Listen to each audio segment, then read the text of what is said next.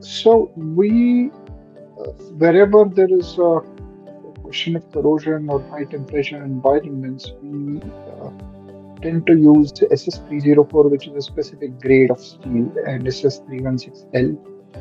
Uh, that significantly improves our durability and performance under, you know, uh, extremely corrosive and high temperature environments.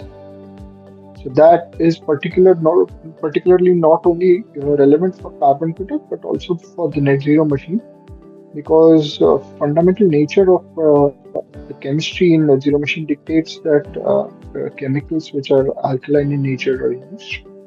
So sometimes we end up using stainless steel.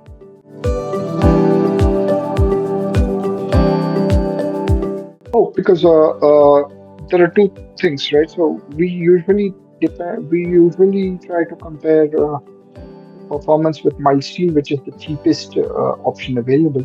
And usually, when it comes to the carbon cutter, the most important thing that is relevant is the thermal expansion and contraction that occurs when an engine ramps up and cools down, right? So, stainless steel has a good ability to adapt to that uh, compared to mild steel, which may fail under fatigue, right? So, if you keep on constantly uh, if you keep on having constant temperature undulations between 300 to 600 degrees centigrade, and eventually it will go and fatigue itself. So the steel itself cracks. So these grades of steels don't crack.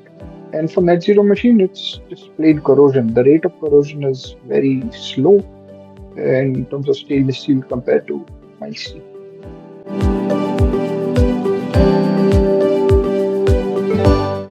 Includes the repairability of our products, and it significantly enhances the life of our products, right? So wherever we have for example, I'm in Surat right now.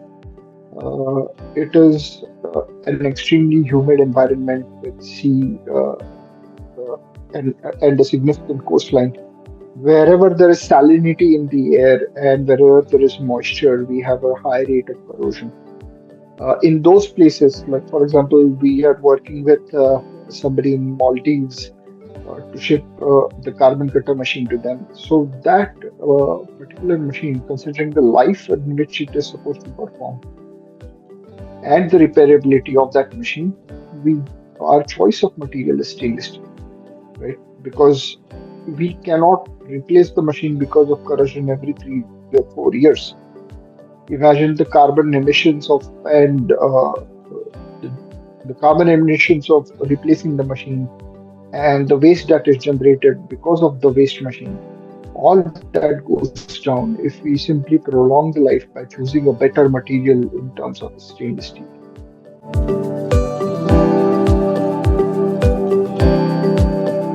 Easy material to use, I would say, in manufacturing as well. Whatever MOQ, I'll talk about supply chains as well. Whatever it is widely available. Whatever grade of steel you're looking for, stainless steel you're looking for, is widely available, especially within industrial pockets like Pune.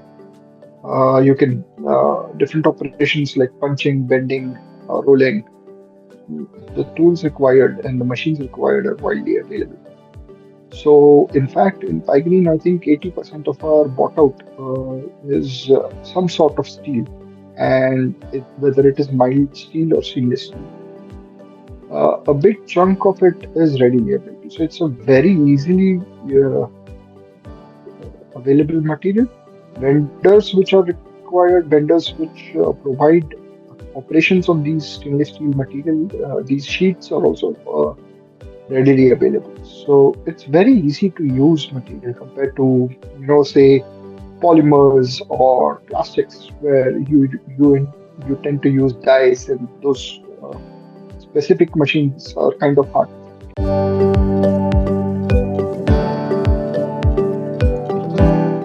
So in terms of stainless steel itself, I foresee uh,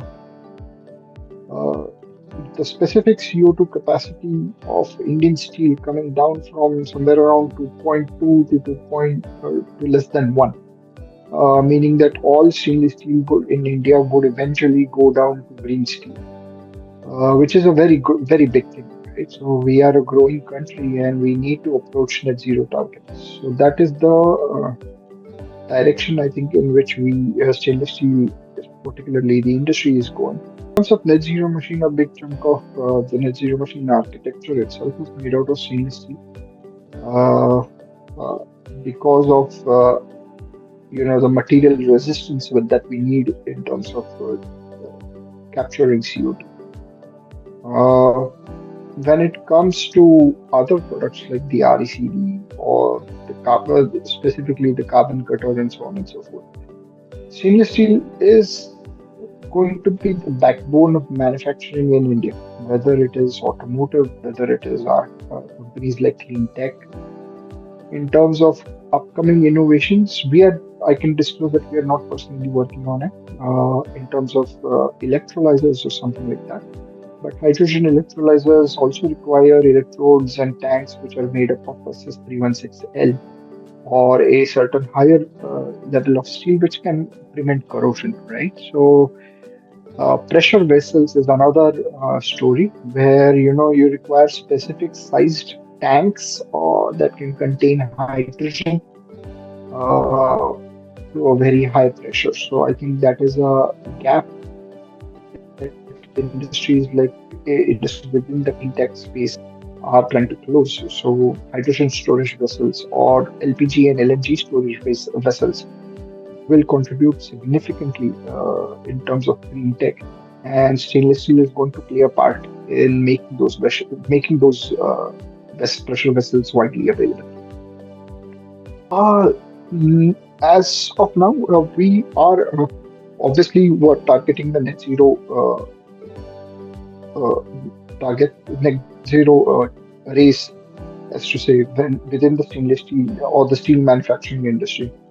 So net zero machine itself is a innovation that captures CO2, carbon dioxide, using industrial waste within the steel industry, right? So I think that is going to be a game-changing technology in terms of carbon capture and utilization.